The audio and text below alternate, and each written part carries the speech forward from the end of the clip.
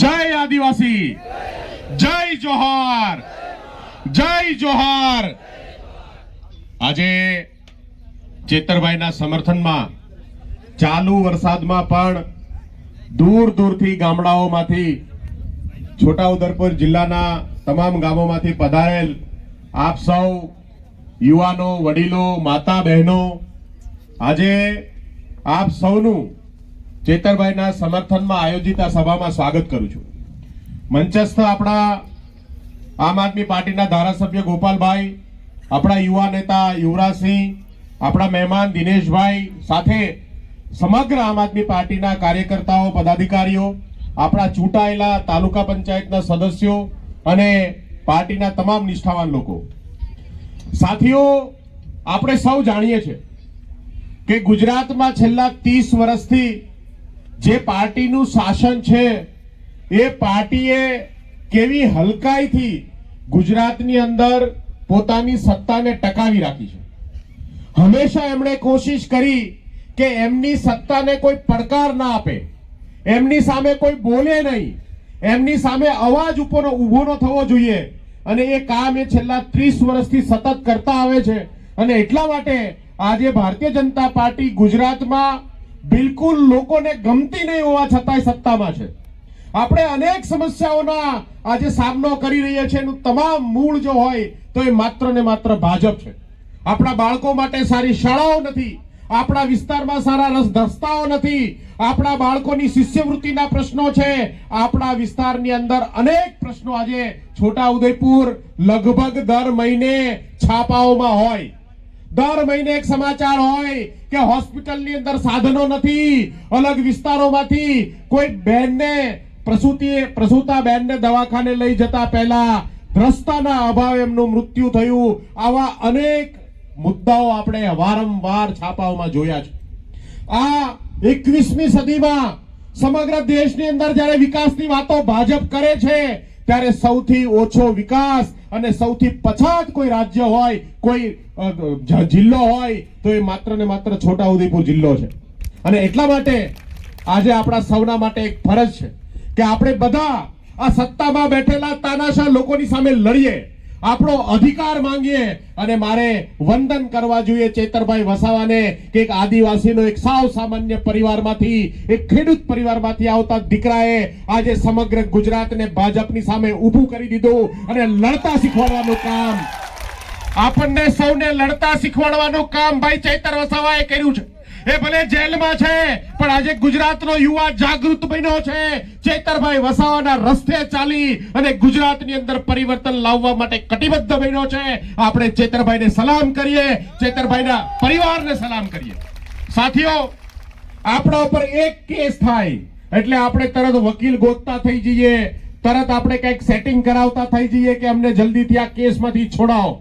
પણ ચેતર વસાવા જેવા બહાદુર યુવાને અનેક કેસો છતાંય, જેલ યાત્રાઓ ભોગવવા છતાંય આજે એમનો પરિવાર ભાજપની સામે ઝૂક્યો નથી। એ પ્રમાણ છે કે આદિવાસીઓનું લોહી ગુલામ બને નહીં। આ ભાજપ જાણતું નથી, આ ભાજપ જાણતું નથી કે અંગ્રેજો પણ આદિવાસીઓને ગુલામ નહોતા બનાવી શક્યા। જ્યારે જરૂર પડી ત્યારે ભગવાન બિરસા મુંડા પેદા કરવાનું કામ આદિવાસી સમાજે કર્યું છે, અને આજે પણ ભાજપની ગુલામીમાંથી મુક્ત કરવાનું કામ ચેતર વસાવા જેવા યુવાનો કરી રહ્યા છે। આપણા માટે ગર્વની વાત છે, અને હું દાવા સાથે કહું છું કે આદિવાસી એરિયામાંથી ચેતર વસાવા ડેડિયાપાડાના જંગલોમાંથી ઊભી થયેલી આ ક્રાંતિ સમગ્ર ગુજરાતમાં પહોંચવાની છે। આજે સૌરાષ્ટ્રનો ખેડૂત પણ દુખી છે, ઉત્તર ગુજરાતના પશુપાલકો પણ દુખી છે, સુરતના ઉદ્યોગપતિઓ પણ દુખી છે।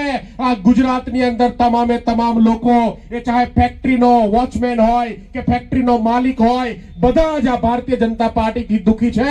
આપણે સૌએ ભેગા મળી અને ગુજરાતની અંદર પરિવર્તન લાવવાનું કામ કરવાનું છે। સાથીઓ, માત્ર રેલીઓ કરવાથી નહીં, માત્ર ચૂંટણીઓમાં મત માંગવા જવાથી નહીં, માત્ર ભાજપની સામે અવાજ ઉપાડવાથી નહીં ચાલે। આપણે સૌએ સંગઠિત થવું પડશે। આપણે સૌએ સંગઠન થઈ અને ગુજરાતની અંદર એક એક બૂથ ઉપર જઈ, એક એક બૂથ ઉપર ભારતીય જનતા પાર્ટીને હરાવવાનું કામ કરવું પડશે, અને ત્યારે જ આ શક્ય છે। સાથીઓ, આપણી લડાઈ માત્ર ભાજપ સામેની લડાઈ નથી, આપણી લડાઈ આ તાનાશાહી માનસિકતાની સામેની લડાઈ છે. આપણી લડાઈ એવા લોકોની સામેની છે જે લોકતંત્રને કચડવાનું કામ કરે છે, જે સામાન્ય વ્યક્તિના અવાજને દબાવવાનું કામ કરે છે. આપણી લડાઈ આવા લોકોની સામેની લડાઈ છે. અને જે લોકો ભાજપ સાથે છે એ તમામે તમામ લોકો જે છે એ તમામે તમામ કોન્ટ્રાક્ટરો, લુખાઓ, જે લોકોને પૈસા કમાવવા છે, જે લોકોને લૂંટવા છે, એવા તમામ લોકો આજે ભાજપનો ખેસ પહેરીને ફરે છે. અને એટલા માટે ગુજરાતની તમામ સમસ્યાઓ જે ઊભી થઈ છે એ આ સત્તામાં બેઠેલા લોકોને લીધે છે. આટલી વિશાળ સંખ્યામાં આપણે અહીંયા ઉપસ્થિત થયા છે. આપણે ચેતરભાઈ જલ્દીથી છૂટવાના છે. આપણને ન્યાયતંત્ર પર ભરોસો છે. મોટા ભાગના લોકો છૂટી ગયા છે. ચેતરભાઈની પણ હવે જલ્દીથી જેલ મુક્તિ થવાની છે.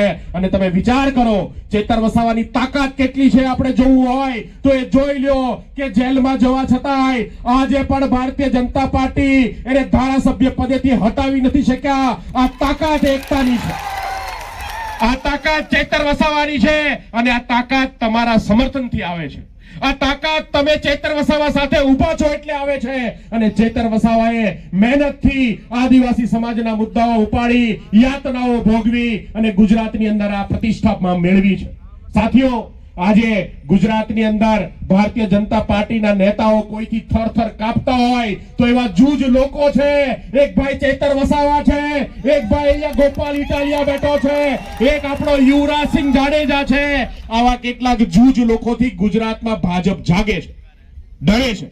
તો વિચાર કરો કે આગામી ચૂંટણીમાં 150 ચેતર વસાવા પેદા કરી દીધા ગુજરાતે, તો ગુજરાતની અંદર આ ભારતીય જનતા પાર્ટીએ જે હાલ કર્યા છે એની સામે લડવા માટેનું મોટું હથિયાર છે. સાથીઓ, આપણી જવાબદારી છે કે આપણે એક એક ગલીએ ગલીએ ચેતર વસાવા પેદા કરીએ. આપણે ગુજરાતની યુવાનોને જગાડીએ. આપણે ગુજરાતના યુવાનોને રાજનીતિમાં સફળ બનાવીએ. હું વંદન કરું છોટા ઉદયપુરની ધરતીને કે એક સાવ નવી સામાન્ય પાર્ટીને તમે તાલુકા પંચાયત અને જિલ્લા પંચાયતમાં એટલા બધા મતો આપ્યા, આ સ્થાનિક સ્વરાજની ચૂંટણીમાં તમે જીતાડ્યા છે. તમે આજે શરૂઆત કરી છે. મને ભરોસો છે કે આગામી વિધાનસભાની ચૂંટણીની અંદર છોટા ઉદયપુર જિલ્લાની તમામે તમામ વિધાનસભાઓમાં આમ આદમી પાર્ટી સાથીઓ જીતવા જઈ રહી છે. ડંકાની ચોટ ઉપર આપણે સૌ જીતીશું, એક થઈશું, સંગઠિત થઈશું અને ભાજપની સામે લડીશું તો આપણી જીત નિશ્ચિત છે. સાથીઓ, મારે તમને વાત કરવી છે કે હમણાં ગાંધીનગર થી લઈ અને જે અવાજ વારંવાર આપણે પેપર લીકની ખિલાફ, પેપર લીકના વિરુદ્ધમાં આપણે ઉપાડતા હતા, પણ જ્યારે જંતર મંતર ઉપર દેશના યુવાનો ભેગા થયા, જ્યારે જંતર મંતર ઉપર દેશના યુવાનોએ આ ભ્રષ્ટ શિક્ષણ વ્યવસ્થાની સામે, આ ભ્રષ્ટ ભાજપની સામે અવાજ ઉપાડ્યો, તો પહેલી વખત એવું બન્યું કે આ ભાજપના અહંકારી નેતાઓએ ઝૂકવું પડ્યું અને શિક્ષણ મંત્રીએ રાજીનામું આપવું પડ્યું. આ તાકાત લોકતંત્રની તાકાત છે. આ તાકાત લોકોના અવાજની તાકાત છે. અને આ દેશનો ઇતિહાસ ગવાહ છે કે જ્યારે જ્યારે પણ કોઈ તાનાશાહે આ દેશને ગુલામ બનાવવાની કોશિશ કરી છે ત્યારે દેશના લોકો જાગ્યા છે. અને આપણે વંદન કર્યા જેનજીને, આ નવી જનરેશનને, આ યુવા લોકોને કે એમણે ઝુક્યા વગર, ડર્યા વગર, કોઈ પણ પ્રકારના લોભ લાલચમાં આવ્યા વગર આ સરકારને ઝુકાવવાનું કામ કર્યું છે. આ યુવાનો આ દેશનું ભવિષ્ય છે. અને આપણે સૌએ મળી ગુજરાતની અંદર પણ ગુજરાતમાં પરિવર્તન લાવવાનું કામ આપણે સૌએ કરવાનું છે. આ ભાજપની તાનાશાહી માનસિકતાની સામે લડવાનું કામ કરવાનું છે. આપણે જ્યારે પણ એક થઈએ, મોટી સંખ્યામાં ભેગા થઈએ અને લોકો ભેગા થઈને જો સરકારનો વિરોધ કરે તો સરકારે ઝૂકવું પડે, ન્યાય કરવો પડે, ન્યાય આપવો પડે. એ વાત આજે આપણે સૌએ સાબિત કરી બતાવી છે.